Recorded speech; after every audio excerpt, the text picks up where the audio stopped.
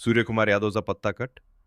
श्रेयस अय्यर पुढचा टीम इंडियाचा कॅप्टन, मग वन डे असो किंवा T20. अशी प्रत्येक क्रिकेटप्रेमींची इच्छा आहे. पण अय्यरला चान्स का देत नाही? यार, श्रेयस अय्यर हा खेळाडू काय नाही करू शकत? बॅटिंग जबरदस्त, कॅप्टन्सी टीमला फायनलपर्यंत नेऊ शकतो, फिल्डिंग अशा कॅचेस घेतो की आपण टीव्ही समोर बसून म्हणतो, अरे हा माणूस आहे की स्पायडरमॅन? पण एकच गोष्ट आहे जी अय्यर करू शकत नाही, सिलेक्टर्सना इम्प्रेस करणं. खरंच सांगतो, जर तो सिलेक्टर्सना इम्प्रेस करू शकला असता तर आज तो टीम इंडियाचा कॅप्टन असता. कारण त्याच्यापेक्षा कमी परफॉर्म करणारे खेळाडू टीममध्ये आले, खेळले, वर्ल्ड कप जिंकले, कॅप्टनही झाले.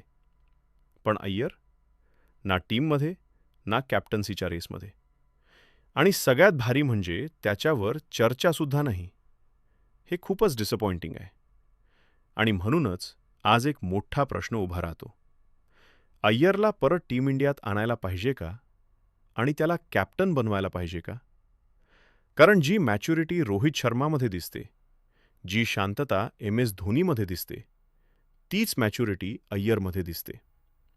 तो फक्त बोलत नाही, तो लीड फ्रॉम द फ्रंट करतो. कधीकधी वाटतं, अय्यर जिथे हात लावतो तिथे सोनं होतं. म्हणजे घरात असता तर आई म्हणाली असती, जरा भाजीला हात लाव, सोनं होईल का बघू.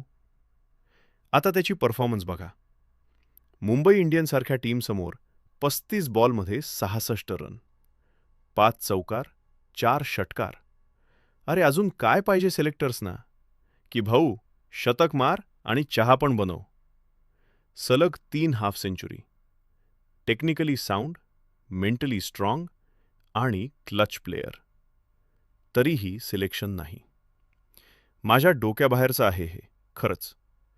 मला तर वाटतं रजत पाटीदार आणि अय्यर दोघांची टीममध्ये जागा बनते. आणि जर त्यांना नाही घेतलं आणि बाकी लोकांना घेतलं तर सरळ बोला, पर्ची सिस्टीम चालू आहे.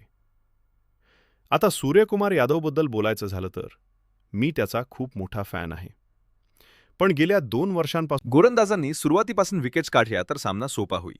पण जर झिम्बाब्वेनं प्रतिकार केला तर संयम ठेवणं महत्त्वाचं ठरेल. इतिहास सांगतो की झिम्बाब्वे लढतो. वर्तमान सांगतो की भारत सक्षम आहे. आणि भविष्य सांगेल की आज कोण जिंकतो. शेवटी एकच गोष्ट, क्रिकेटमध्ये काहीही निश्चित नसतं. पण आशा असते. आणि भारतीय चाहत्यांची आशा कधी संपत नाही. आजचा दिवस पुन्हा एकदा त्या आशेची परीक्षा घेणार आहे. आपण टीव्हीसमोर बसून पुन्हा एकदा धडधड अनुभवणार आहोत. सामना जिंकला तर आनंदोत्सव होईल, हरलो तर आत्मपरीक्षण. पण क्रिकेटचं सौंदर्य ह्यातच आहे की प्रत्येक दिवस नवी संधी देतो. आज भारताने इतिहासातून शिकून नवा अध्याय लिहायचा आहे. झिम्बाब्वेला आदर देत पण भीती न बाळगता खेळायचं आहे.